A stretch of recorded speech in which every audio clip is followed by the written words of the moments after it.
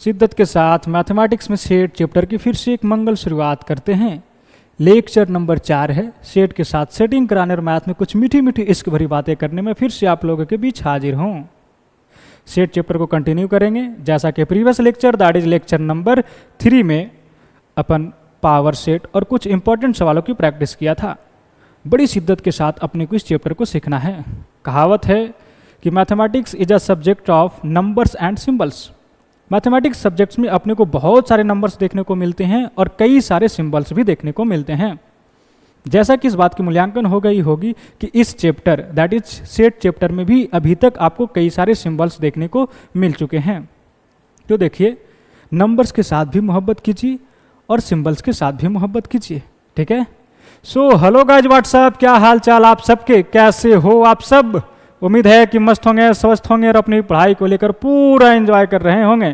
तो मेरे प्यारे विद्यार्थियों, आप सभी को हमेशा की तरह आज भी अपना प्यारा सा यूट्यूब चैनल नेक्स्ट आईडिया में बहुत बहुत स्वागत है। मेरे प्यारे विद्यार्थियों, आज सेट का लेक्चर नंबर 4 है जिसमें आज हम लोग वेन डायग्राम की चर्चा करेंगे, ठीक है जी। तो देर किस बात की, करते हैं लेक्चर की शुरुआत। तो आप लोग भी हो जाइए तैयार मेरे प्यारे विद्यार्थियों, पेन कॉपी निकाल लो और साथ साथ लिखने का भी करना प्रयास, ठीक है जी।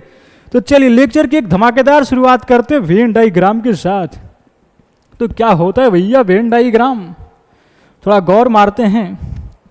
तो नजरें मारिए स्क्रीन पर, चीजों को समझने का प्रयास करिए कि आखिर वेन डायग्राम क्या चीज है, ठीक है जी। तो नजरें कहाँ होनी चाहिए, नजरें स्क्रीन पे होनी चाहिए, ठीक है।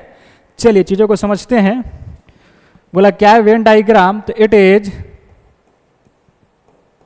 Is visual representation of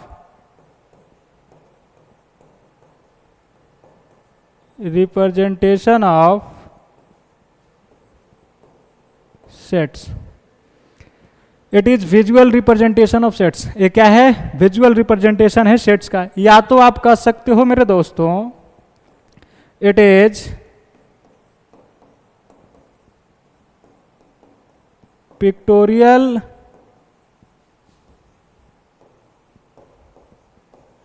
representation of sets, यानी पिक्चर वाइज। वेन डायग्राम क्या कहता है कि it is a pictorial representation of sets. Set को हम लोग पिक्चर वाइज रिप्रेजेंट कर सकते हैं, यानी कि पिक्चर के द्वारा आपको उसमें बिल्कुल विजुअलाइज हो जाएगा कि कौन सा सेट किस चीज को दर्शा रहा है, उसके अंदर क्या एलिमेंट है, कैसे हैं, ये सभी पिक्चर वाइज विजुअलाइज हो जाएगा। उसी को कहते हैं वेन डायग्राम, ठीक है। कैसे करेंगे विजुअलाइज, वो आगे पता चलेगा कैसे पिक्चर वाइज इसमें विजुअलाइज होती है। बस अभी आपने यह समझा कि वेन डायग्राम क्या है, तो it is pictorial representation of sets, यानी कि पिक्चर वाइज हम लोग सेट को रिप्रेजेंट कर सकते हैं, ठीक है। इज इट क्लियर, बोलो आया ना, हाँ गुड। चलिए अब बात करते हैं यूनिवर्सल सेट की, ठीक है। किसकी चर्चा करते हैं, यूनिवर्सल सेट। चलिए पहले इसे लिख लो। बोला लिख लिया सर। क्या बातें करने वाले हम लोग, यूनिवर्सल सेट। यूनिवर्सल सेट जिसको यू से डिनोट करते हैं या एस से, या रेयर केस में ओम से इसको डिनोट किया जाता है। ए सिंबल से इसका यूनिवर्सल सेट का, ठीक है। क्या क्या है भैया, यू, एस और ओम, ठीक है। ज़्यादातर आपको दिखाई देंगे यू और एस, ये रेयर केस में दिखाई देंगे, ठीक है। बातें करते हैं क्या यूनिवर्सल सेट होता है। तो नज़र स्क्रीन पे जमाए रखिएगा और चीज़ों को समझने का प्रयास करिएगा। बोला the set which contains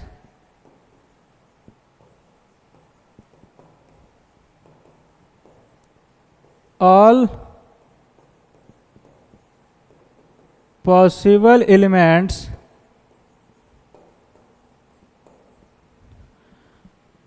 under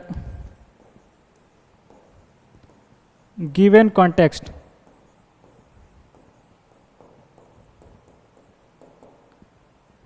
and in Venn diagram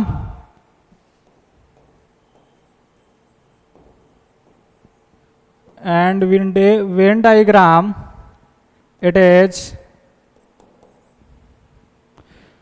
denoted by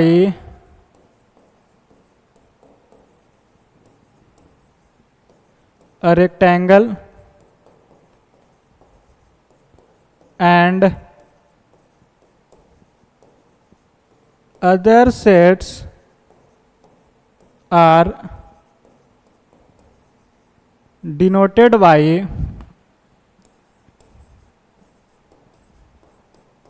circles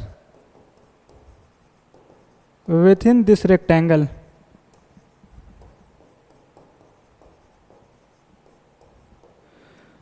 क्या होता है यूनिवर्सल सेट? वैसा सेट जिसके अंदर जितने भी दिए गए सेट हैं, जितने भी दिए गए कॉन्टेक्स्ट हैं, उनका सभी एलिमेंट्स उस सेट में आ जाए, उसको हम लोग बोलते हैं यूनिवर्सल सेट। ठीक है, जिसके अंदर सभी सेट का एलिमेंट आ जाए, दैट इज आप कह सकते हैं कि super set of all set is called universal set. ठीक है, and in Venn diagram it is denoted by a rectangle. ठीक है, वेन डाइग्राम में जब हम लोग डाइग्राम बनाएंगे तो यूनिवर्सल सेट को हम लोग रेक्टेंगल से रिप्रेजेंट करेंगे। ठीक है जी, and other sets are denoted by circle within this rectangle, और बाकी सेट को हम लोग सर्कल से रिप्रेजेंट करेंगे और उस रेक्टेंगल के अंदर। ठीक है, क्या समझें? ध्यान से समझिएगा कि ये जो होगा यूनिवर्सल सेट, उसको हम लोग रेक्टेंगल से रिप्रेजेंट करेंगे। इसको आप यू कह दीजिए या एस कह दीजिए या ओम कह दीजिए। ठीक है, बाकी जो सेट होंगे छोटे मोटे आपके सामने 1 2 3, उन सभी सेट को हम लोग इस रेक्टेंगल के अंदर रिप्रेजेंट करेंगे। कुछ इस प्रकार से, मान लीजिए ए है, बी है और एक सेट आपने सी बना दिया, यानी इसका सभी एलिमेंट इस यूनिवर्सल सेट के अंदर है। ठीक है, उसी को बोलते हैं यूनिवर्सल सेट। बोलो, यह क्लियर है? हाँ या ना? हाँ, चलिए एक और एग्जांपल लेते हैं, लेकिन उससे पहले आप इसे लिखने का प्रयास करिए। Pause the video and note it down. चलिए आगे बढ़ते हैं हम लोग। एक शानदार सा एग्जांपल इसके ऊपर लेते हैं, यूनिवर्सल सेट के ऊपर। जैसे set A contains all Indians। ठीक है जी, set B contains all cricketers।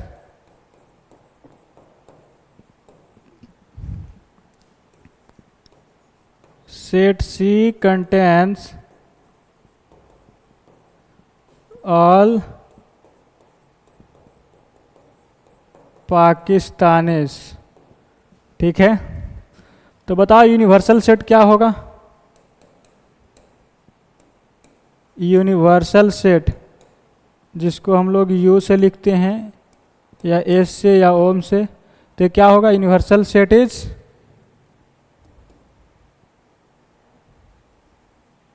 विच कंटेन्स ऑल, क्या बोल सकते हो? ये सभी किस सेट के अंदर आ जाएंगे? बोल दिया जाए ऑल ह्यूमंस, है कि नहीं? बोला हाँ सर। तो इसको हम लोग कैसे वेन डाइग्राम बनाएंगे? तो ये रहा है आपका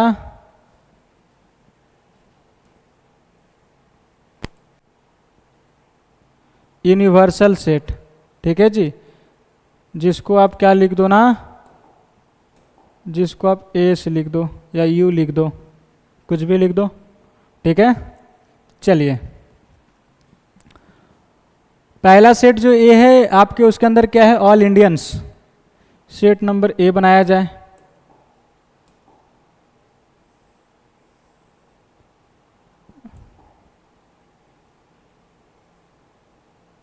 ए रहा सेट ए, ऑल इंडियंस। दूसरा क्या है? Set B contains all cricketers. तो कुछ इंडियन भी क्रिकेटर हो सकते हैं, तो सेट बी कुछ इस प्रकार से बनेगा।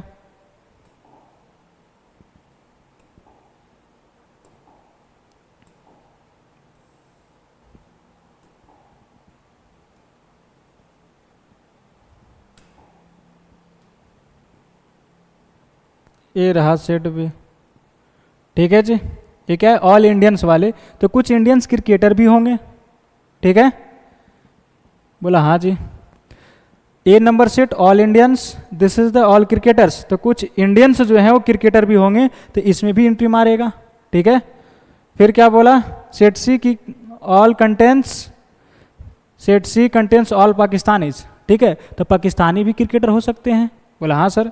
क्या पाकिस्तानी इंडियन हो सकते हैं, तो आंसर इज नो, यानी कि इसमें ओवरलैप कर सकता है, किसमें, तो सर सी वाले में। ऐसे बना सकते हो, है कि नहीं, सी वाले बी वाले में ओवरलैप कर सकता है।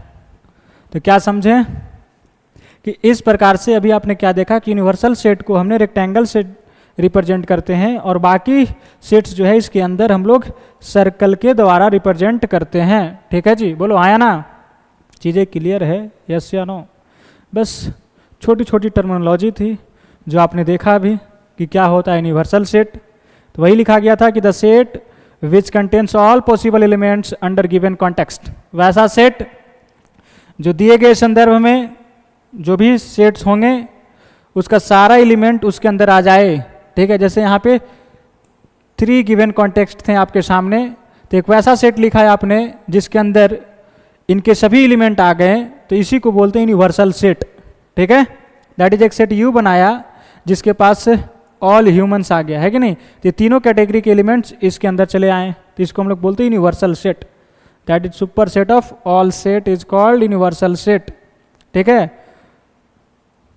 तो वही चीज यहाँ पे लिखा गया है, and in Venn diagram it is denoted by a rectangle and other sets are denoted by circles within this rectangle.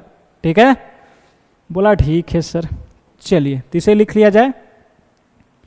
और अब हम लोग आगे बढ़ते हैं, ऑपरेशन ऑफ सेट्स।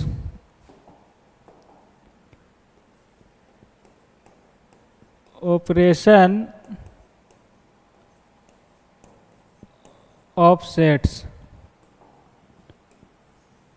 क्या होता है भैया, operation of sets?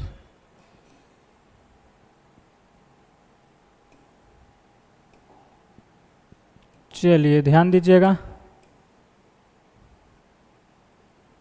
Operation of sets, जैसे आपने नंबर्स के बीच ऑपरेशंस लगाते हो, जैसे 2 लिया और 3, इसके बीच ऑपरेशंस हमने प्लस कर लगाया तो दोनों मिलकर क्या दिया, 5। अगर 2 - 3 माइनस वाले ऑपरेशंस लगाते तो क्या देता, -1। ठीक है, जैसे नंबर्स के बीच ऑपरेशंस होते हैं ठीक उसी प्रकार आपके सामने यहाँ पे सेट के बीच ऑपरेशंस पढ़नी है। तो पहला जो है मेरे प्यारे विद्यार्थियों वो है यूनियन। क्या होता है भैया यूनियन? चलिए अभी समझते हैं।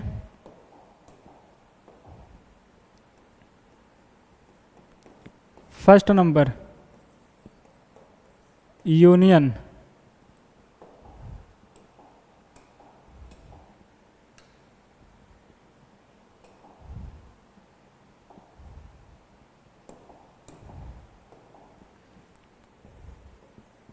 Union of 2 sets A and B is a set, या ऐसा लिखो, union of 2 sets A and B is denoted as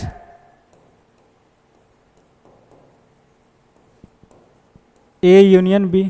ठीक है, पहले आप क्या समझा कि 2 सेट के बीच अगर यूनियन लेंगे तो उसे हम लोग कैसे डिनोट करेंगे, तो A यूनियन B, U यहाँ पे लिखा गया A U B मतलब A union B, and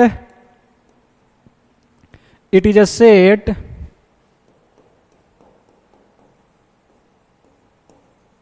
which contains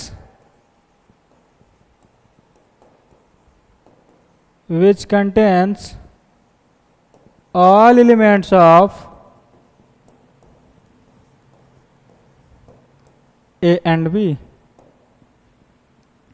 क्या बोला कि 2 सेट है A और B, उसका यूनियन को हम लोग A यूनियन B से डिनोट करते हैं। ठीक है जी, बोला वह भी एक सेट होता है जिसके पास वो सभी एलिमेंट हैं जो A और B के अंदर हैं।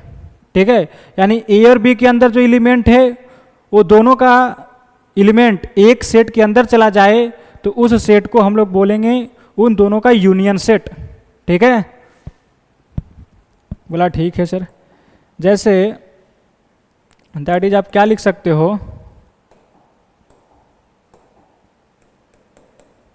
कि ए यूनियन बी, ए भी एक सेट है, इसके अंदर एलिमेंट क्या होगा, जैसे माना हमने कि एक्स टाइप के एलिमेंट होंगे सच दैट एक्स कहाँ से होगा, तो ए के घर से होगा और एक्स बी के घर से होगा।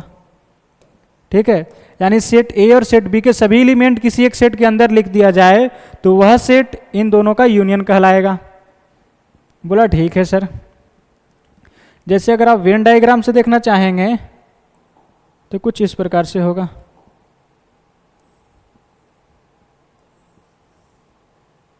This is the universal set S,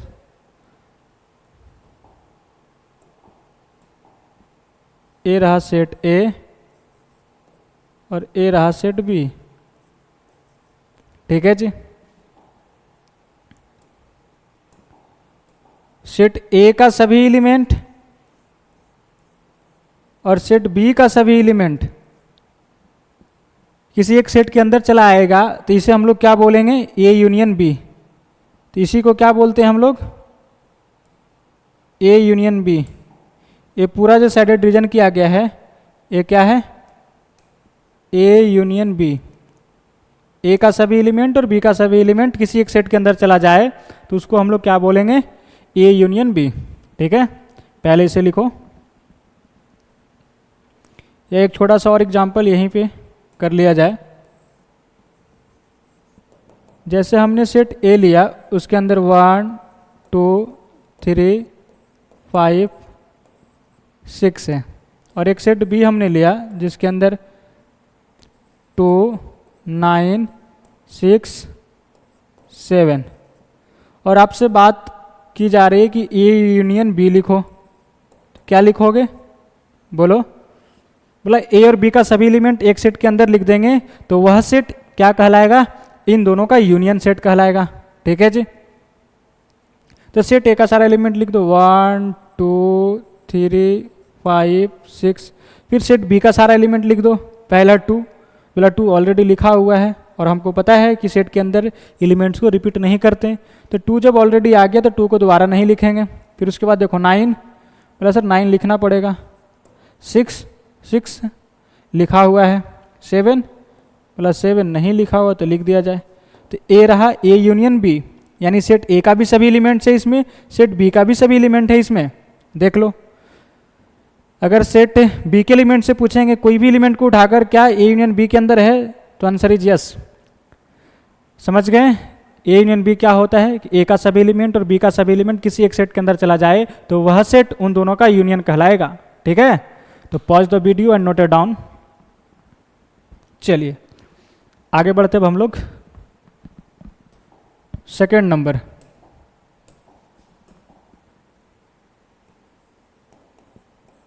intersection.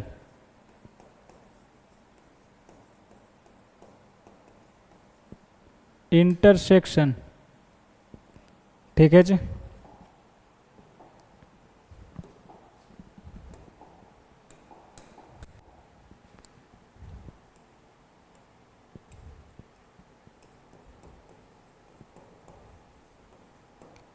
intersection of two sets A and B is denoted as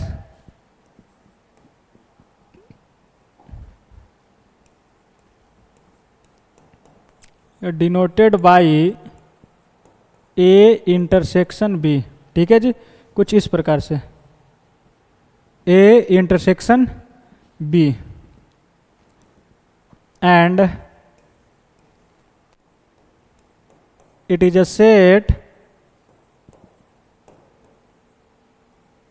which contains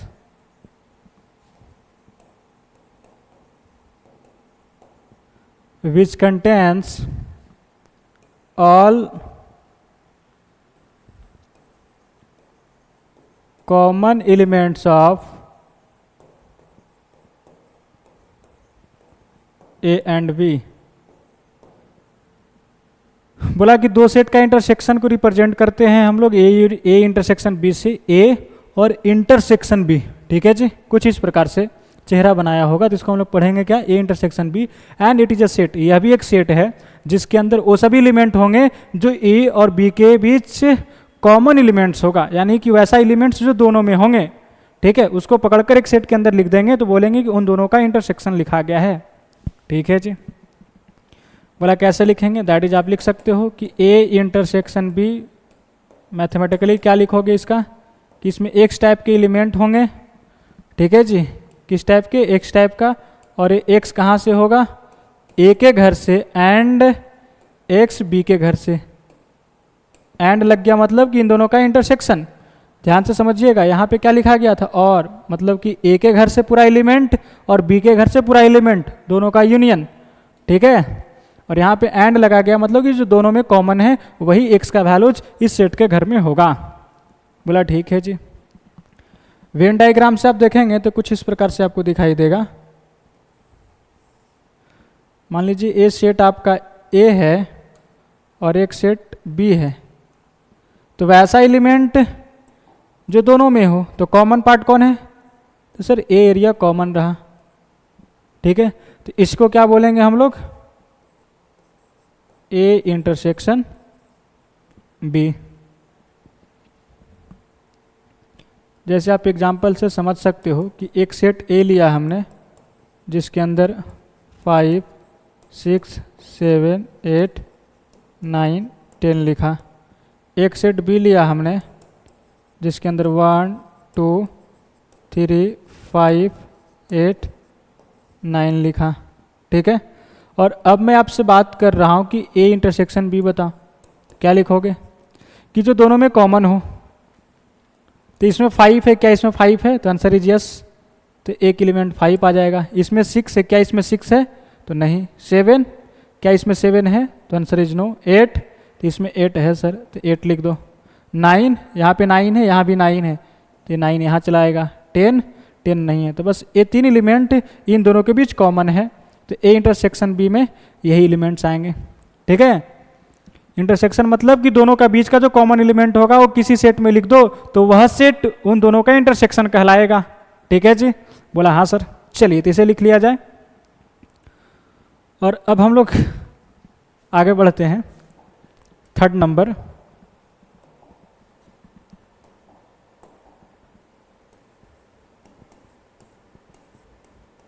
difference.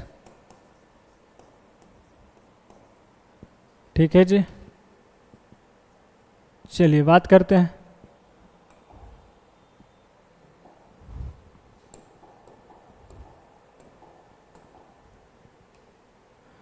Difference of two sets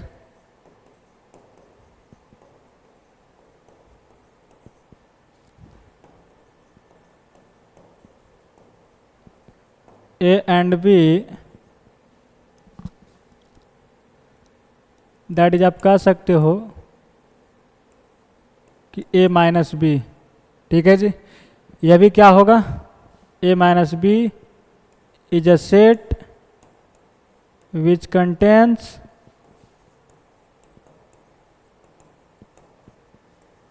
all elements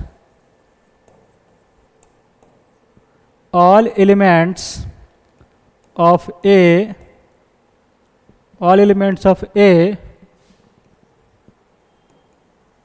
which are not present in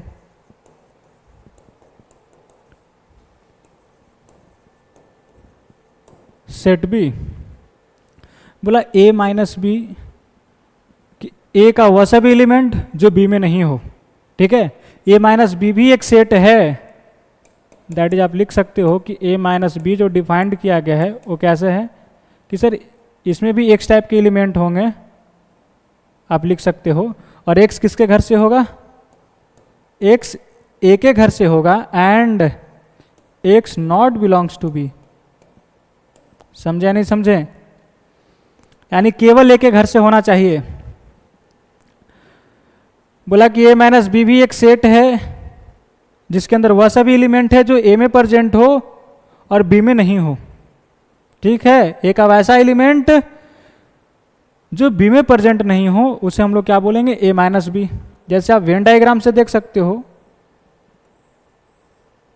A set आपका रहा ए और ए रहा B, ये हो गया ए और B. तो ए का वैसा एलिमेंट जो ओनली ए में है, ठीक है जी। जैसे ए एरिया आपको दिखाई दे रहा होगा तो केवल ए में है, बी में एंट्री नहीं मारा। लेकिन ए के जो इधर वाले एलिमेंट हैं वो बी में भी आ गया, यानी कि दोनों के बीच का कॉमन है, तो उसकी चर्चा नहीं की जा रही है। बोला ए माइनस बी मतलब कि ए का वह सभी एलिमेंट जो बी में उपस्थित नहीं है। ए का ये पूरा सेट है जो सर्कल वाला है, ठीक है।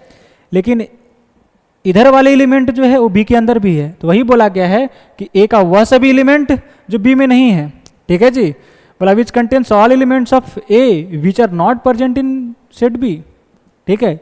ए का वैसा एलिमेंट जो बी में प्रेजेंट नहीं हो, तो यही सब एलिमेंट है जो रीजन से एडेड किया गया है। ए दिखा रहा है आपको कि ए माइनस बी लिखा गया। अगर मैं बात करते बी माइनस ए का, तो क्या कहानी बोलता, बी माइनस ए, बोलो, कि बी का वैसा एलिमेंट जो सेट ए के घर में नहीं हो, ठीक है जी। जैसे सेट ए है और ये सेट बी है,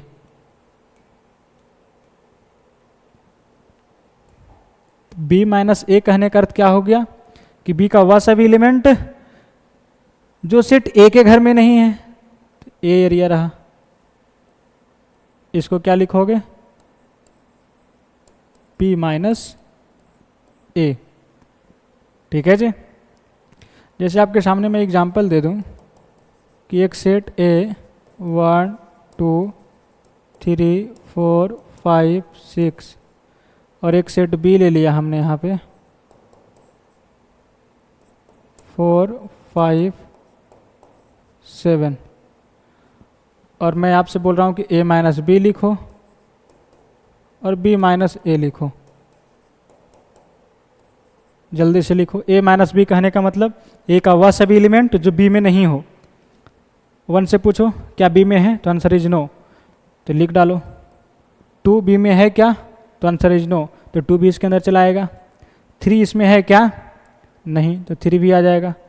4 इसमें है क्या, तो यस, तो इसको नहीं लिखेंगे। 5 है, बोला बी में है, तो इसका मतलब इसमें नहीं आएगा। 6 नहीं है, तो इसमें 6 लिख डालो। ए रहा ए माइनस बी, ए का वह सभी एलिमेंट जो बी में नहीं है। इतने सारे एलिमेंट बी में नहीं है, देख लो। 4 5 7 इसमें था, तो ये सभी एलिमेंट इसमें नहीं लिखा गया। बी माइनस ए कहने का मतलब बी का वह सभी एलिमेंट जो ए में उपस्थित नहीं है। तो देखो बी का कौन कौन एलिमेंट ए में नहीं है, तो 4 5 ए में है, 7 केवल ए में नहीं है, तो इसके अंदर केवल 7 आ जाएगा। बोलो ये चीज़ें समझ में आया ना? बोलो भाई, तुम्ही से बात कर रहा हूँ, चीज़ें क्लियर है, यस या नो? हाँ, चलेगा, वेरी गुड। तो pause the video and note it down. Now moving forward, और आगे बात करते हैं 4 नंबर, सिमेट्रिक डिफरेंस।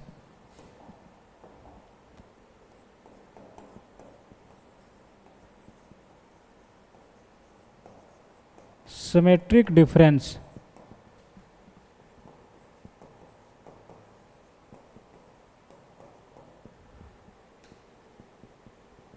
क्या होता है? सिमेट्रिक डिफरेंस, चलिए ध्यान से लिखिएगा।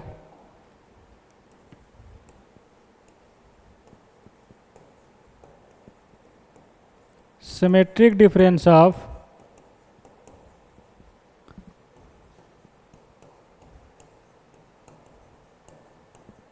two sets A and B, symmetric difference of two sets A and B is denoted by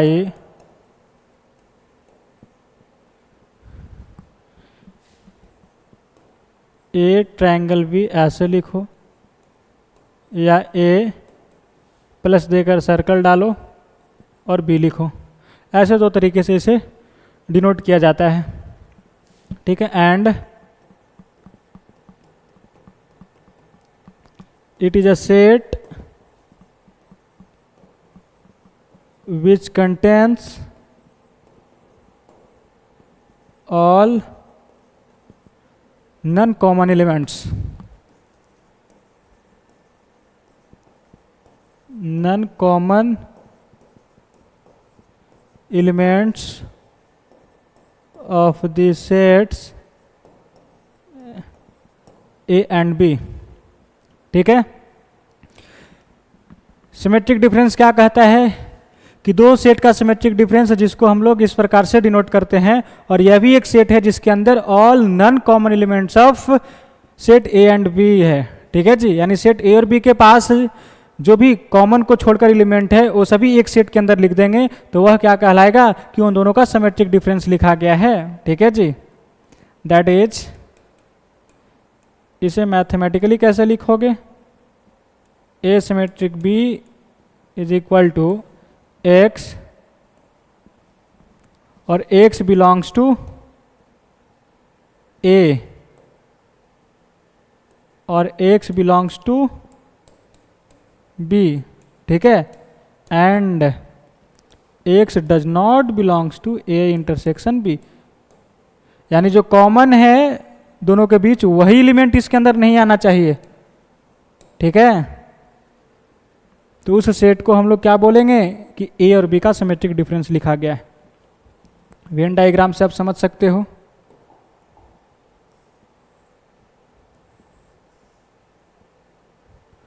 two sets लिया हमने ए और बी, ठीक है जी। तो नन कॉमन एलिमेंट्स, तो कॉमन एलिमेंट्स कौन सा पार्ट है, तो सर ये जो पार्ट है ये कॉमन एलिमेंट्स हैं, ठीक है जी। तो इसको छोड़कर जो इधर वाला पार्ट है वो सभी एलिमेंट्स की चर्चा की जा रही है। बोला हाँ सर, तो इसको हटा दिया जाए। तो ये जो पार्ट है इधर वाले एरिया, तो इसके अंदर जितने भी एलिमेंट होंगे वो सिमेट्रिक डिफरेंस के अंदर भी आएगा, और ए भी एरिया, ठीक है। तो ये पूरा क्या कहलाएगा, ए सिमेट्रिक बी, ठीक है। Symmetric difference of A and B, और इसे हम लोग क्या बोलते हैं, ए माइनस बी, इसे क्या बोलते हैं बी माइनस ए, यानी ए माइनस बी और बी माइनस ए का यूनियन लिखा गया है। इसे लिख सकते हैं ना, A minus B union B minus A, ऐसे भी लिख सकते हो, ठीक है। और अब या तो कह सकते हो कि ये पूरे सेट अगर पूरा होता तो ए यूनियन बी लिखते हैं, तो ए यूनियन बी में से ए इंटरसेक्शन बी को हटा दिया गया, तो इसी चीज़ को आप ऐसे भी लिख सकते हो कि ए यूनियन बी, कहने का मतलब पूरा सर्कल को साइडेड कर सकते हो दोनों को, ठीक है। ए यूनियन बी, उसमें से हटाया गया बीच वाले पार्ट, मतलब ए इंटरसेक्शन बी, माइनस कर दो ए इंटरसेक्शन बी, ऐसे भी लिख सकते हैं, ठीक है। चलिए तो इसे लिख लिया जाए। Pause the video and note it down जल्दी। चलिए आगे बढ़ते हैं अब हम लोग।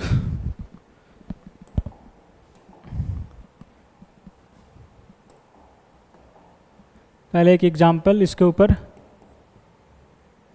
If A is equal to 5, 6, 7, 8, 9, 10, comma b is equal to 1, 2, 3, 4, 5, 6, 7, ठीक है जी। Then find symmetric difference of A and B. जल्दी से बताओ, वीडियो पॉज करो और इसे सॉल्व करो जल्दी। फिलहाल अभी हम सॉल्व करते हैं। सिमेट्रिक डिफरेंस लिखना है। अभी अभी आपने सीखा सिमेट्रिक डिफरेंस मतलब कि कॉमन एलिमेंट्स को हटा दो, ठीक है जी। तो कॉमन एलिमेंट्स कौन कौन है, तो सर 5 6 7 8 9 10 है और इसमें 1 2 3 4 5 6 7, तो 5 6 7 इसके अंदर कॉमन एलिमेंट है 5 6 7। तो कॉमन एलिमेंट हटाकर अगर आप लिख दोगे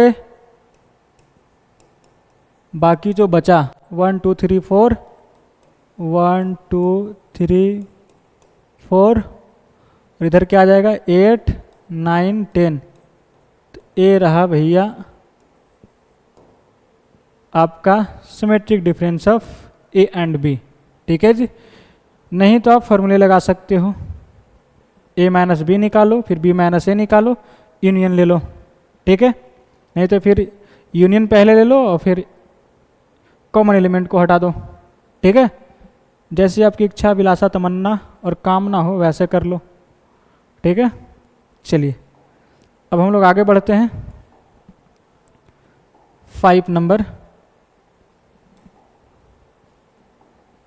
disjoint sets.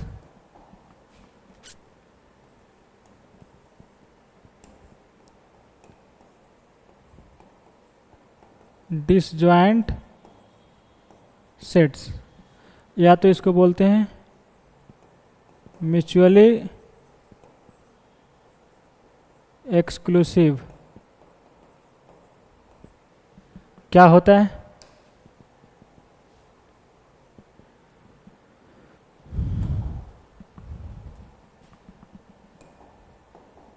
Two sets are called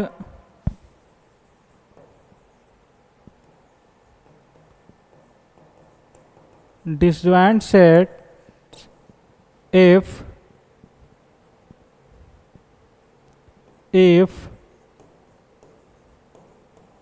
they have no common elements।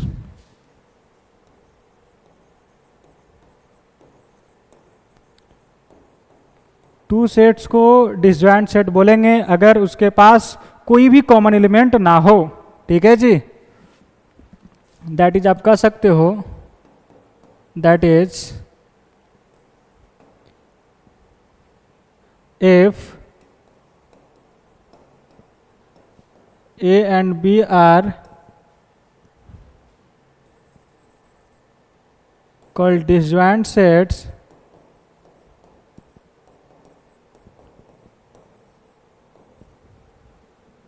then A intersection B is equal to 5।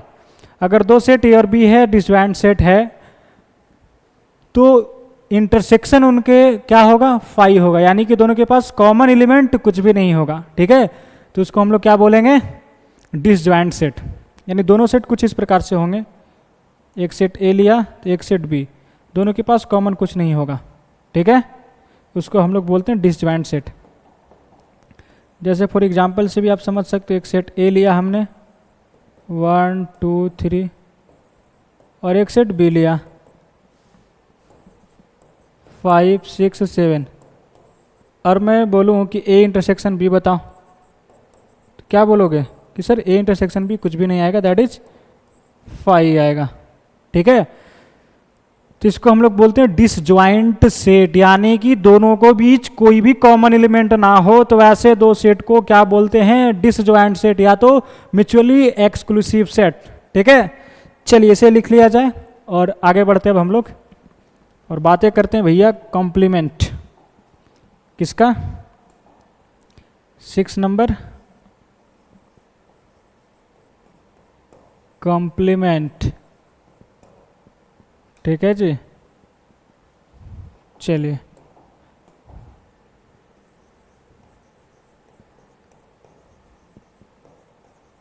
complement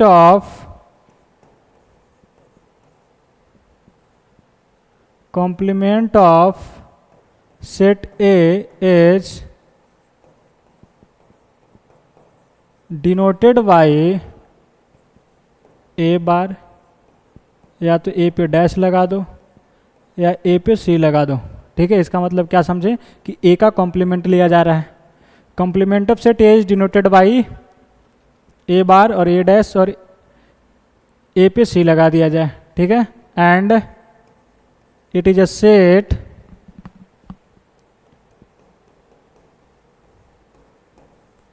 which contains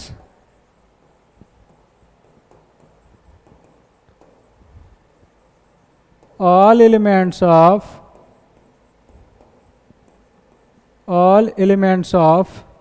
universal set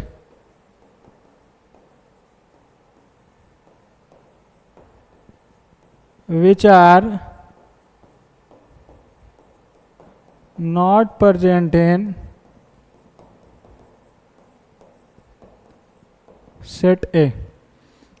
बोला किसी भी सेट ए का कॉम्प्लीमेंट को हम लोग डिनोट करते हैं ए बार, ए डैश और ए सी से। यह भी एक सेट है जिसके अंदर वह सभी एलिमेंट है। कौन सा भी एलिमेंट है? बोला यूनिवर्सल सेट का वह सभी एलिमेंट जो सेट ए के अंदर नहीं है। ठीक है जी। बोला वो क्या बोले जा रहे हो सर? जैसे ए रहा है आपका यूनिवर्सल सेट जिसको आप यू से लिखो। ठीक है जी। और एक सेट ए है। ठीक है जी। तो सेट ए का कॉम्प्लीमेंट क्या बोलता है कि यह भी एक सेट है। ठीक है, जिसके पास वह सभी एलिमेंट है यूनिवर्सल सेट का जो सेट ए के अंदर नहीं है। तो सेट ए के अंदर नहीं है वो सभी कौन कौन एलिमेंट हो जाएंगे? तो सर ए वाला एरिया, सेट ए के बाहर बाहर वाला, तो ए सभी क्या कहलाएगा? Complement of set A. ठीक है जी। दैट इज इस एरिया को हम लोग क्या बोलेंगे? ए कॉम्प्लीमेंट, या इसी को बोलते हैं ए डैश बोलिए या तो ए पे सी लगाइए। सीधा सीधा क्या हो गया ये सभी कि यूनिवर्सल में से ए को हटाया गया। मतलब यूनिवर्सल सेट का वह सभी एलिमेंट जो सेट ए के अंदर नहीं है। ठीक है जी, समझ गए? यूनिवर्सल सेट का वह सभी एलिमेंट जो सेट ए के अंदर नहीं है, तो उसको हम लोग क्या बोलेंगे? Complement set. फॉर एग्जाम्पल जैसे हमने यूनिवर्सल सेट दिया 1 2 3 4 डॉट डॉट 10 तक। ठीक है जी। कॉमा एक सेट ए लिखा हमने 5 6 8 9। और अब आपको बताना है complement of A. Find complement of A. जल्दी से बताएंगे क्या होगा? तो कॉम्प्लीमेंट ऑफ ए क्या होता है? यूनिवर्सल में से ए। ठीक है जी। मतलब यूनिवर्सल सेट का वह सभी एलिमेंट जो सेट ए के अंदर नहीं है। तो सेट ए के अंदर कौन कौन एलिमेंट नहीं है यूनिवर्सल सेट वाला? तो 5 6 8 9 को हटा दो इसके से, और बाकी जो बचा उसको लिख दिया जाए इसमें। तो कौन कौन आ जाएंगे? 1 2 3 4। 5 नहीं आएगा क्योंकि 5 ए के अंदर है। 6 भी नहीं आएगा, 7 आ जाएगा। 8 9 नहीं आएंगे, फिर 10 आएगा। ठीक है जी। तो ए रहा ए का complement, that is universal minus A. अगर मैं आपसे बात करूं कि इसका एक बार और कॉम्प्लीमेंट ले लिया जाए, इसको जब जैसे ही ए कॉम्प्लीमेंट आया है आपका और इसका एक बार और कॉम्प्लीमेंट ले लिया जाए, तब क्या आएगा? फिर से यूनिवर्सल माइनस दिस। तो यूनिवर्सल में से इसको घटाएंगे तो फिर से यही चीज़ आ जाएगा। इस सभी एलिमेंट को हटाया जाएगा तो बचेगा ये। तो जब 2 बार ले लोगे तो क्या आ जाएगा? फिर से ए आ जाएगा सर। ठीक है जी। तो इस चीज़ को भी ध्यान रखिएगा। ए का कॉम्प्लीमेंट ए का बराबर आ जाएगा। ठीक है। Pause the video and note it down. जल्दी से नोट करिएगा। चलिए आगे बढ़ते अब हम लोग।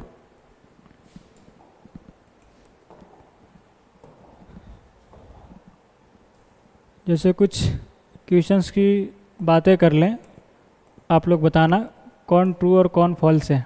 ठीक है जी। First, if A and B are disjoint sets then A minus B बराबर A. Second number, if A is a subset of B then A union B बराबर A. Third number, if A is a subset of B then A intersection B बराबर A. ठीक है जी। Fourth number, A intersection phi is equal to phi. Fifth number, A union phi is equal to A. Sixth number, A minus A is equal to 0। Seven number, A minus A is equal to 5। चलिए जल्दी से बताइएगा कि कौन true है और कौन false है। एक बार तो वीडियो पॉज करो, खुद से ट्राई करो इसे सॉल्व करने की, ठीक है, जल्दी से। चलिए उम्मीद है कि आपने वीडियो को पॉज किया होगा और इसे जरूर ट्राई किए होंगे। ध्यान दीजिएगा, क्या बोला जा रहा है कि ए और बी दो सेट है, दोनों कैसा है, डिसजॉइंट सेट। ठीक है जी, तो ए माइनस बी बराबर ए आएगा क्या। डिसजॉइंट सेट कहने का मतलब दोनों के बीच कोई भी कॉमन एलिमेंट नहीं है। जैसे मान लीजिए ए सेट ए है, ए सेट बी है, तो ए माइनस बी क्या आएगा, बोला ए माइनस बी क्या बोलता है कि ए का वह सभी एलिमेंट जो बी में नहीं है, तो ए का वह सभी एलिमेंट जो बी में नहीं है, तो बी में कुछ है भी नहीं, तो पूरा का पूरा ए यहीं आ जाएगा। मतलब ये सही बात बोल रहा है, दैट इज ट्रू। ठीक है। सेकंड नंबर देखो, A is a subset of B, A is a subset of B, तो क्या ए यूनियन बी ए के बराबर आएगा। A is a subset of B कहने का मतलब कि ए का सभी एलिमेंट बी के अंदर है। ए का सभी एलिमेंट, मान लीजिए ये सेट रहा ए, तो ए का सभी एलिमेंट सेट बी के अंदर है, ए रहा सेट बी, तो ए यूनियन बी क्या आएगा, तो सर ए यूनियन बी तो बी आना चाहिए, तो ये बोल रहा है ए, तो दिस इज फॉल्स। ठीक है। ए बताओ, A is a subset of B then A intersection B क्या आएगा, दोनों के बीच कॉमन एलिमेंट क्या होगा, तो पूरा का पूरा सेट ए कॉमन हो जाएंगे, तो इसका मतलब ये क्या बोल रहा है, बात सही बोल रहा है। ठीक है, that is true. Fourth number, A intersection phi is equal to phi. एक सेट, कोई भी सेट ए है, दूसरा सेट नल सेट है, दोनों के बीच अगर इंटरसेक्शन करेंगे तो कोई कॉमन आएगा क्या, बोला नहीं, वो भी क्या होगा, फाई होगा, नल सेट। तो दिस इज ट्रू। ठीक है जी। A union phi is equal to A, जब यूनियन लोगे, दो सेट है, एक सेट ए है एक नल सेट है, तो यूनियन क्या आएगा, बोला यूनियन होता है कि दोनों का एलिमेंट इसके अंदर चला है, तो ए का पूरा एलिमेंट गया, इसके अंदर कोई एलिमेंट है ही नहीं है, तो कुछ भी नहीं जाएगा, तो इसका मतलब इनका यूनियन यहीं के बराबर आएगा, मतलब दिस इज ऑल्सो ट्रू। ठीक है। चलिए, ए माइनस ए इक्वल टू 0, बताओ ए फॉल्स है या ट्रू, तो आंसर इज फॉल्स। क्यों भैया, ए में से एक गया तो 0 नहीं होगा क्या, बोलो। बोला यहाँ पे ए और ए सेट है, तो सेट का डिफरेंस एक सेट ही आएगा, ना कि नंबर। ठीक है। क्या लिखोगे, as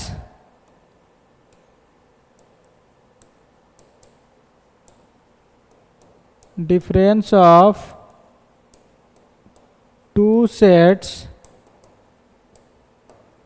will be a set, not a number। ठीक है जी।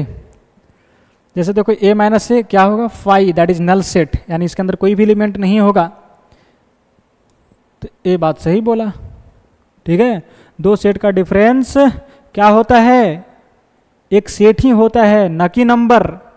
तो ए में से ये जाएगा तो क्या बचेगा, नल सेट, यानी ए माइनस ए कहने का मतलब ए का वैसा एलिमेंट जो ए में नहीं हो, तो वैसा कोई भी एलिमेंट नहीं होगा। ठीक है, यानी उसके अंदर कोई भी एलिमेंट नहीं बचेगा, दैट इज क्या बोलोगे, नल सेट यानी इम्पटी सेट। ठीक है, चलिए तो इस चीज़ को लिखा जाए। और अब हम लोग बढ़ते हैं अगले सवालों की तरफ। चलिए,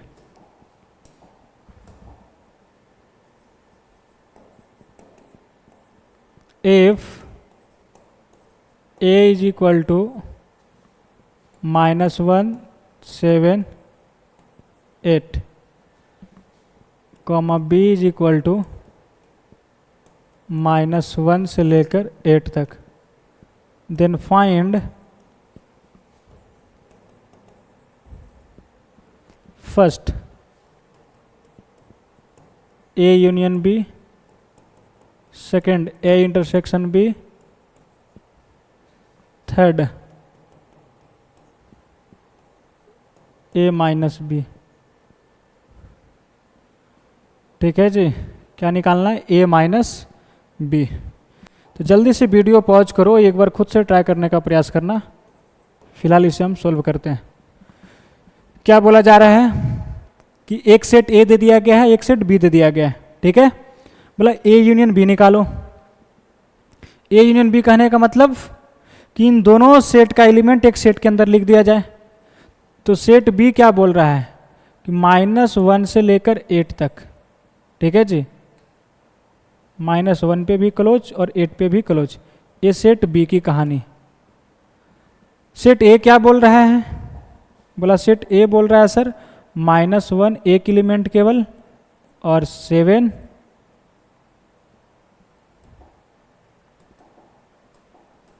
-1 तो यहाँ पे लिखा ही है। ठीक है, एक 7 ले लिया जाए। तो सेट a जो बोला है ना वो 3 एलिमेंट बोला है। कौन कौन,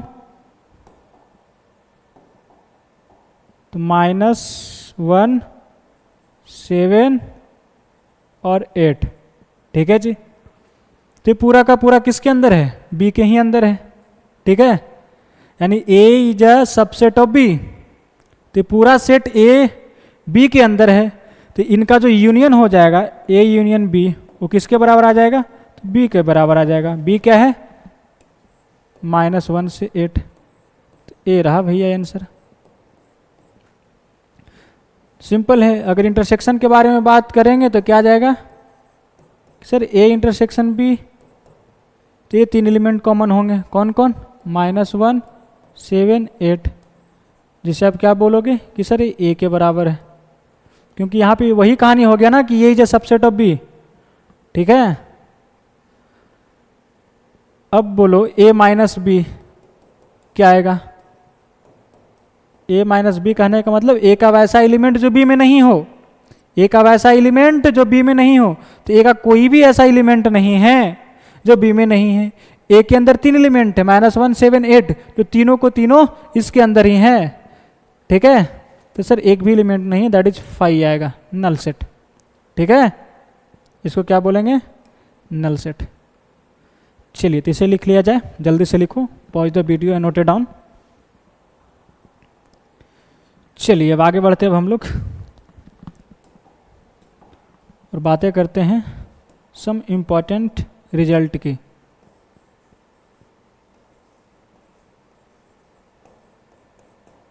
सम इम्पॉर्टेंट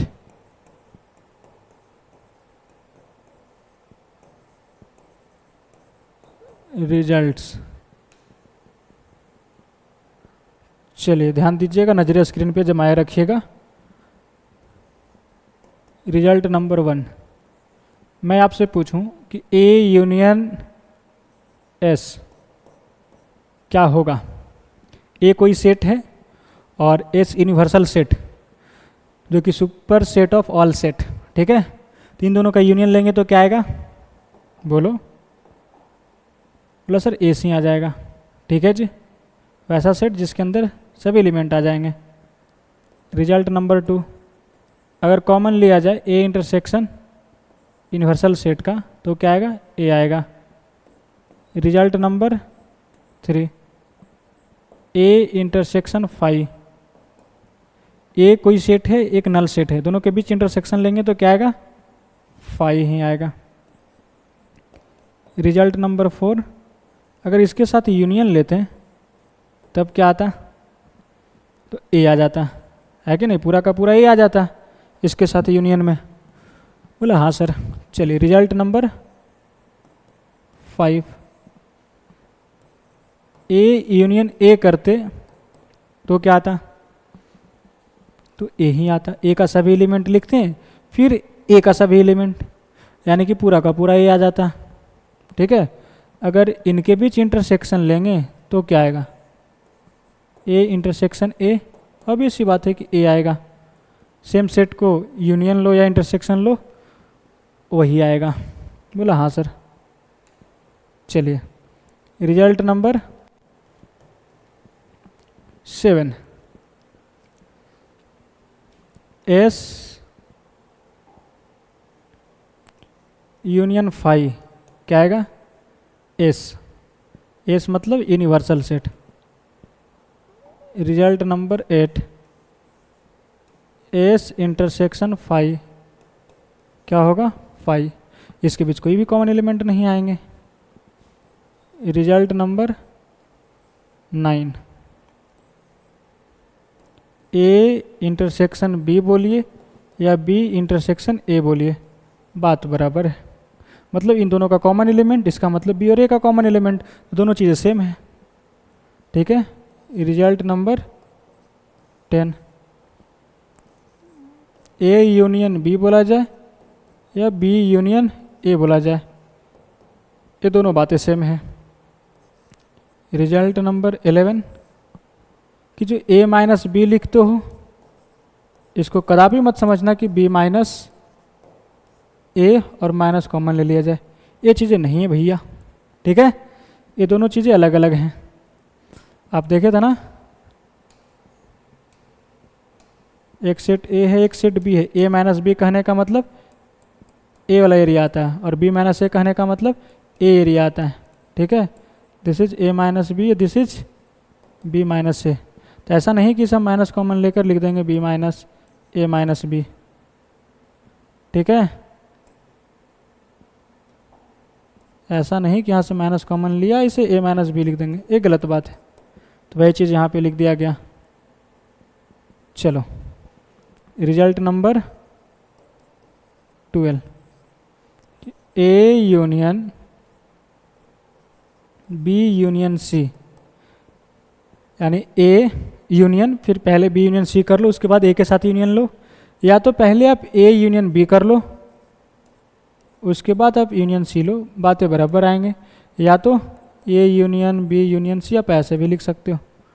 ठीक है, बोला ठीक है सर। चलिए result number 13, A intersection B intersection C. तो पहले ए लिखो इंटरसेक्शन और उसके बाद बी इंटरसेक्शन सी करो, दोनों बातें सेम है। या तो A intersection B intersection C किया जाए। ठीक है, सभी चीज़ें सेम है। चलिए तो पहले इसे लिख लिया जाए। ये छोटे छोटे इंपॉर्टेंट से रिजल्ट हो गए, इसे आपको दिमाग में रखना होगा। चलिए आगे बढ़ते हैं अब हम लोग। रिजल्ट नंबर 14,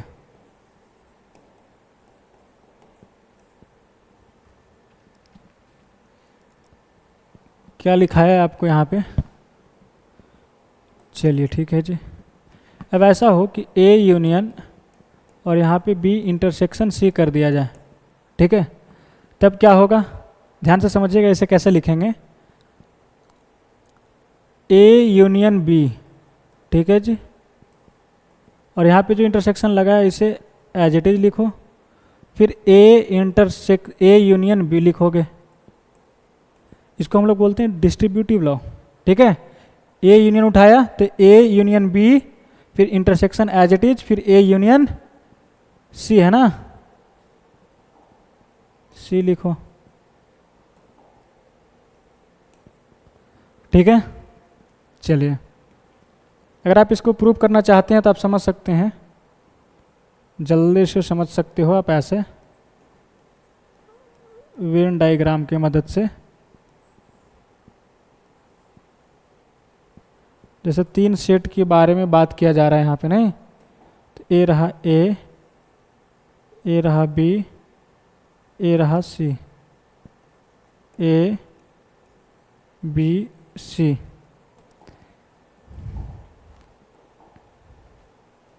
चलो नंबरिंग कर देता हूँ। या ऐसा करो कि ए यूनियन बी, पहले बी इंटरसेक्शन सी, तो बी इंटरसेक्शन सी कौन आएगा? सर बी और सी का कॉमन पार्ट तो ए पार्ट हो गया। ए जो एरिया है वो क्या है?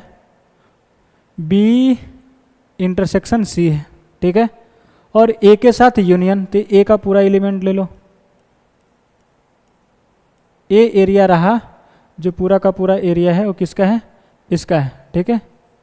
A union B intersection C. इधर देखो, इसका वेन डायग्राम बनाओ। ए यूनियन बी,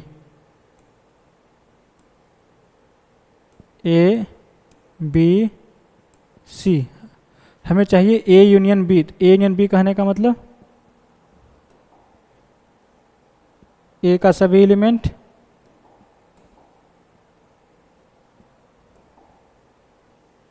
और बी का सभी एलिमेंट। ए पार्ट रहा, ए क्या हो जाएगा? ए बी सी।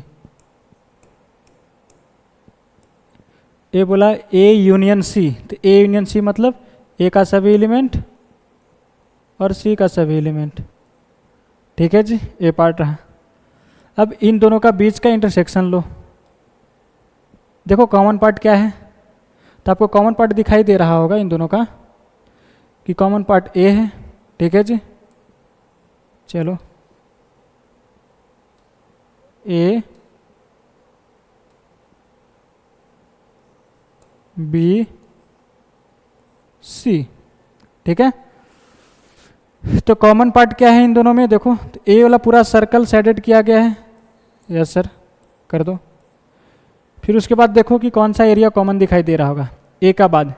ए पूरा सर्कल करने के बाद ये पूरा सी सर्कल है, ये पूरा सी नहीं है, सी के थोड़ा सा पार्ट है जो बी के अंदर इंटरसेक्शन लिया गया है। जी सर, तो ए पार्ट कॉमन है और यही पार्ट यहाँ पे है। देख लो ये दोनों चीज़ें आपस में क्या है? इक्वल हैं, मतलब कि ए दोनों इक्वल हुए, ठीक है। तो ये हो गया आपका हैंस प्रूफ्ड, ठीक है। तो इस प्रकार से आप समझ सकते हो कि दोनों चीज़ें क्या हैं? इक्वल हैं, ठीक है। इसी तरह से आप याद रख सकते हो रिजल्ट नंबर 15। रिजल्ट नंबर 15 कि A intersection B union C, ठीक है। क्या लिखेंगे? डिस्ट्रीब्यूटिव लव कि ए इंटरसेक्शन के लेके चलो, तो क्या लिखोगे? ए इंटरसेक्शन बी, बीच में यूनियन है तो यूनियन डालो, फिर क्या जाएगा? ए इंटरसेक्शन सी, ठीक है। इसे ध्यान रखना होगा। इसका भी प्रूफ आप इसी तरह से कर सकते हो, ठीक है। तो खुद से कर लेना इसको प्रूफ। चलो लिख लिया जाए इसे जल्दी से। चलिए बढ़ते अब हम लोग अगले रिजल्ट पे, रिजल्ट नंबर 16।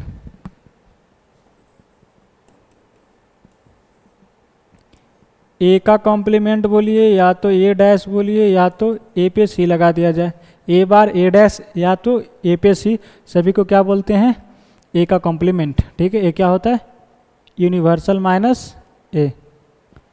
रिजल्ट नंबर 17 कि ए का कॉम्प्लीमेंट लिया जाए तो क्या जाएगा? ए के बराबर। रिजल्ट नंबर 18 अगर ए कोई सेट है और इसके कॉम्प्लीमेंट का साथ अगर इंटरसेक्शन लें तो क्या आएगा? बोलो।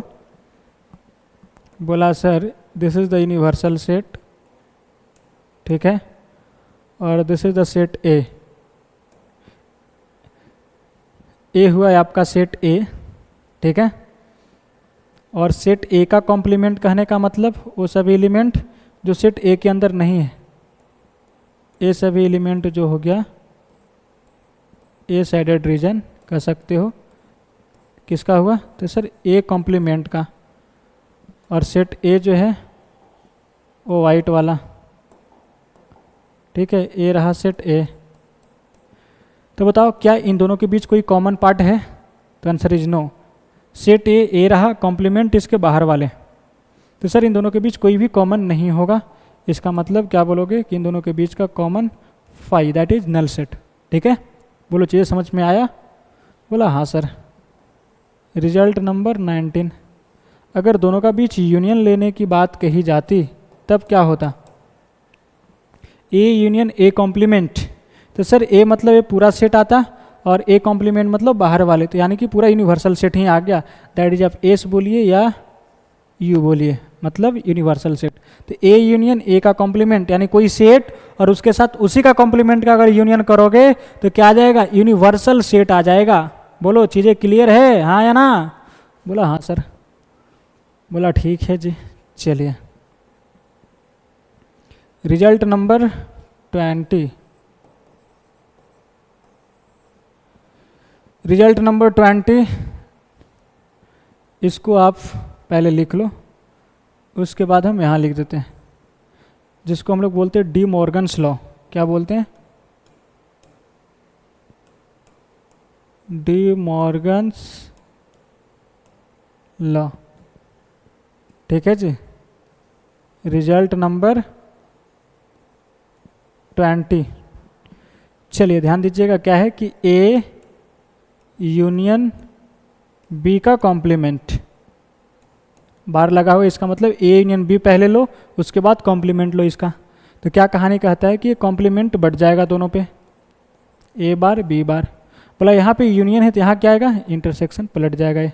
ठीक है, रिजल्ट नंबर 21 कि ए इंटरसेक्शन बी पे बार होता तो क्या लिखते हैं? कॉम्प्लीमेंट बढ़ जाएगा, यानी बार बढ़ जाएगा दोनों पे, डिस्ट्रीब्यूट हो जाएगा, और यहाँ पे इंटरसेक्शन है तो यहाँ क्या आ जाएगा? यूनियन आ जाएगा। तो ये कुछ इंपॉर्टेंट रिजल्ट थे जो आपको याद रखना होगा। ठीक है, बात रही कि ये चीज़ें कैसे आया, तो इसको प्रूव करते हैं अभी। चलिए पहले इसे लिख लिया जाए, जल्दी से लिखो इसे। चलिए रिजल्ट नंबर 20 को प्रूव करते हैं। यहाँ पे क्या था रिजल्ट नंबर 20? कि सर ए यूनियन बी इसका complement is equal to A bar intersection B bar. ठीक है जी। उसी तरह से आप इसको भी प्रूव कर सकते हैं जैसे पिछला प्रूव किया था हमने वेन डायग्राम की मदद से। एक सेट ए है और एक सेट बी है। ए यूनियन बी कहने का अर्थ हुआ ए वाला पार्ट, ए और बी दोनों। ठीक है जी। ए क्या है? A union B. हमें चाहिए क्या? ए यूनियन बी पे कॉम्प्लीमेंट। ए क्या आ जाएगा?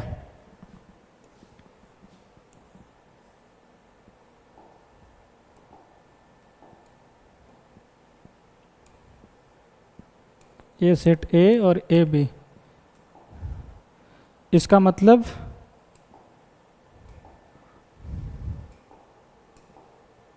इसका कॉम्प्लीमेंट लिया जा रहा है, यानी कि ये जो साइडेड रीजन है उसको छोड़कर, तो उसको छोड़कर कहने का मतलब कि ए पार्ट हो जाएगा। ए यूनियन बी को छोड़कर तो यही रीजन आएगा। तो ए रहा भैया एलएचएस में जो ए यूनियन बी पे कॉम्प्लीमेंट लिखा गया है वो ए वाला रीजन को दर्शा रहा है। ठीक है जी। बोला ठीक है। चलिए अब इधर देख लीजिए एलएचएस में जो आपका ए कॉम्प्लीमेंट और बी कॉम्प्लीमेंट के बारे में बात की जा रही है।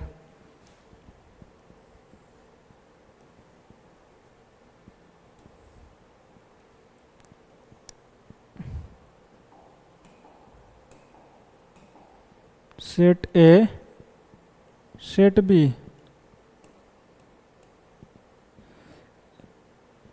ए सेट ए का कॉम्प्लीमेंट कहने का मतलब कि सेट ए को छोड़कर, ध्यान से देखना, सेट ए का बाउंड्री कौन सा है?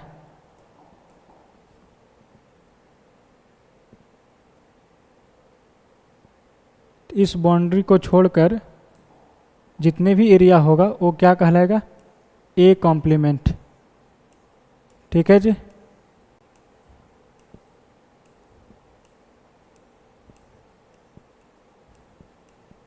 A complement. चलिए अब इसी में दर्शा दूँ क्या, बी कॉम्प्लीमेंट। बी कॉम्प्लीमेंट मतलब कि बी का बाउंड्री को छोड़कर, तो बी को बाउंड्री को छोड़ोगे तो कौन सा एरिया आ जाएगा बोलो। चलो इधर दर्शा देता हूँ, ए रहा, ए बी रहा, दिस इज द, आप कह सकते हो कि ए कॉम्प्लीमेंट है। ठीक है जी, क्या है सब, ए कॉम्प्लीमेंट। चलिए ए और बी, अब चर्चा करना है हमें बी कॉम्प्लीमेंट। तो बी कॉम्प्लीमेंट मतलब कि ये जो बी वाला बाउंड्री है इसको छोड़कर जो एरिया बचेगा वह क्या होगा सर, वही एरिया जो होगा ना वो बी कॉम्प्लीमेंट होगा। तो ए साइडेड रीजन,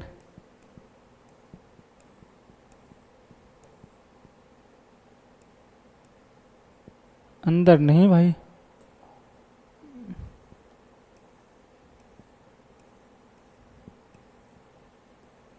तो ए जो रीजन हुआ वो क्या हुआ, बी कॉम्प्लीमेंट। ठीक है जी। अब इन दोनों का बीच, this is the A complement, this is the B complement. अब इन दोनों का इंटरसेक्शन लेना है। अब देखो इंटरसेक्शन में क्या क्या चीज़ें हैं, इसके घर में ए खाली है, इसके घर में ए को साइडेड किया गया है तो ए पार्ट नहीं आएगा, इसमें बी को साइडेड किया है, इधर बी साइडेड नहीं है, तो ये दोनों कॉमन नहीं आएंगे, यानी ए और बी खाली रहेगा, यानी ए और बी दोनों खाली रहेंगे। तो जब कॉमन लेंगे तो क्या आ जाएगा मेरे भाई, ए रहा ए रहा बी। तो जब कॉमन लोगे तो कौन सा एरिया आ जाएगा, ए और बी खाली, मतलब कि जो बाहर वाला है सर।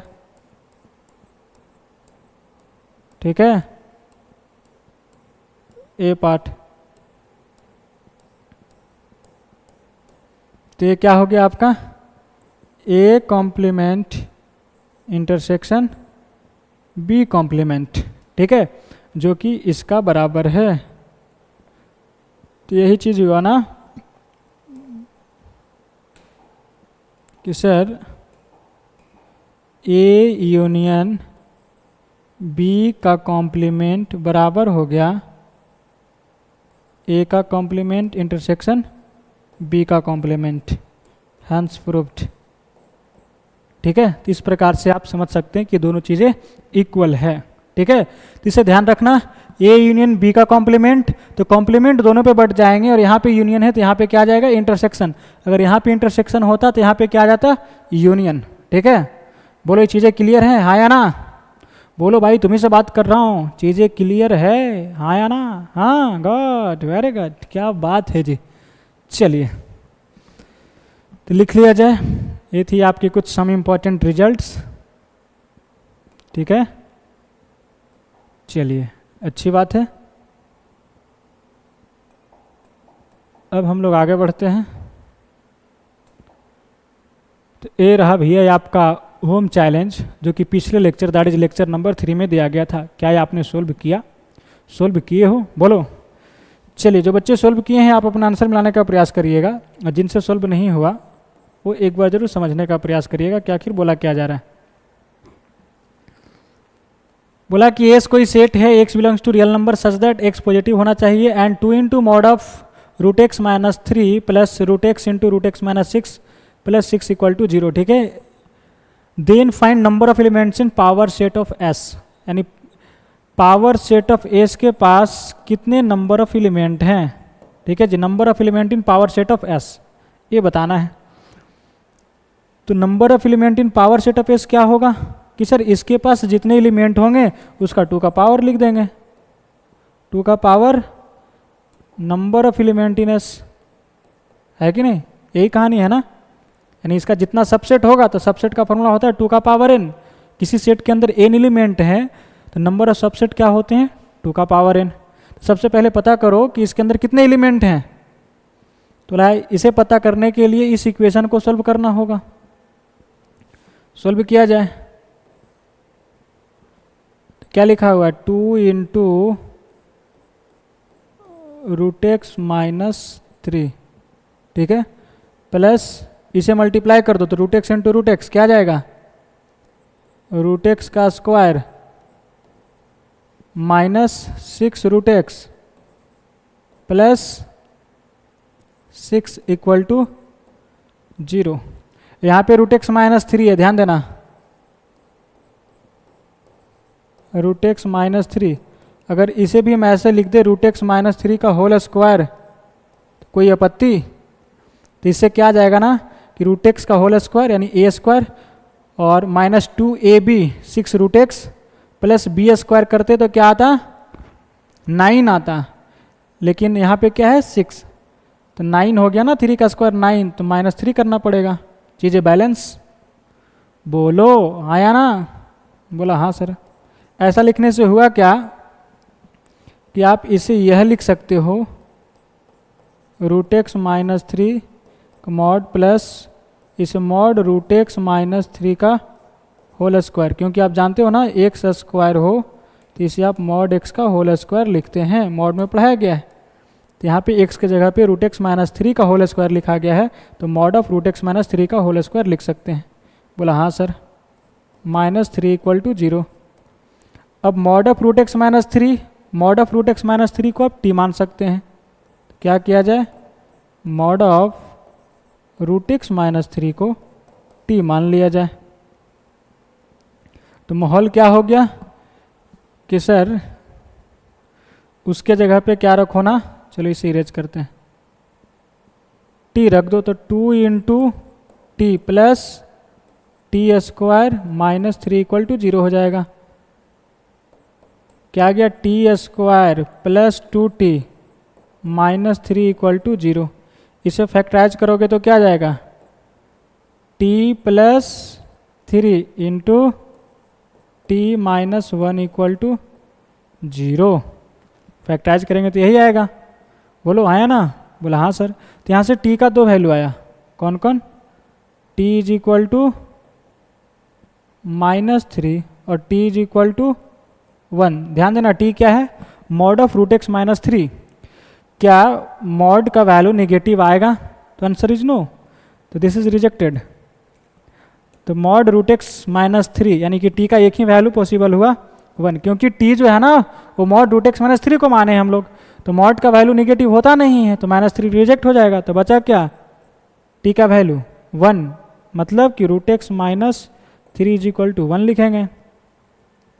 मॉड हटाओगे तो इधर क्या हो जाएगा, प्लस माइनस 1, ठीक है जी। तो यहाँ से रूट एक्स बराबर क्या निकल गया, माइनस 3 को उधर भेज देंगे तो 3 प्लस माइनस 1, यानी सर रूट एक्स बराबर, एक बार 3 प्लस 1 करोगे, 3 माइनस 1 करोगे तो 2 और 3 प्लस 1 करेंगे तो 4। रूट एक्स का 2 वैल्यू, कौन कौन, 2 और 4।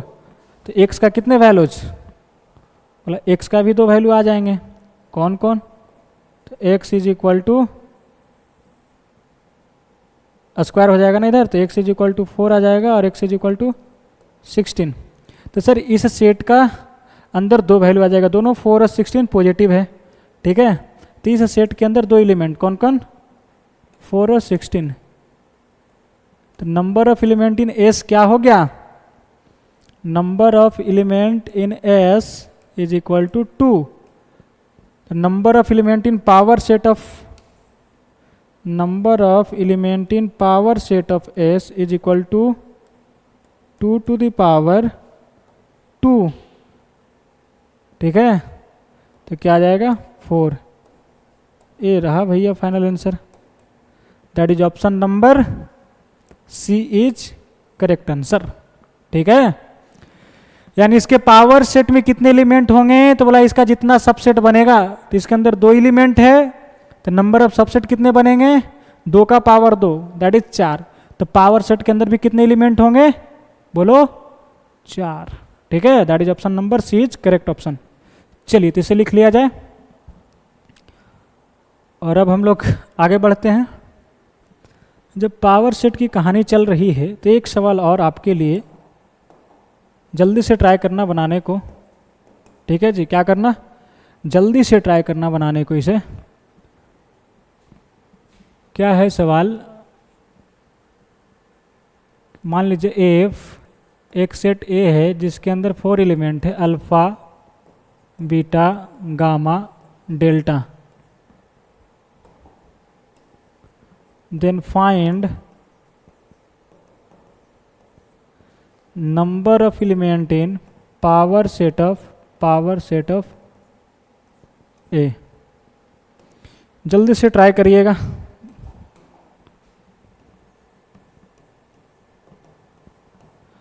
जल्दी से कोशिश करो, वीडियो पॉज करो, एक बार खुद से ट्राई करो। क्या आंसर आया बोलो? हाँ हाँ सही बोल रहे हो भैया, बोलो बोलो बोलो बोलो बोलो। क्या होगा?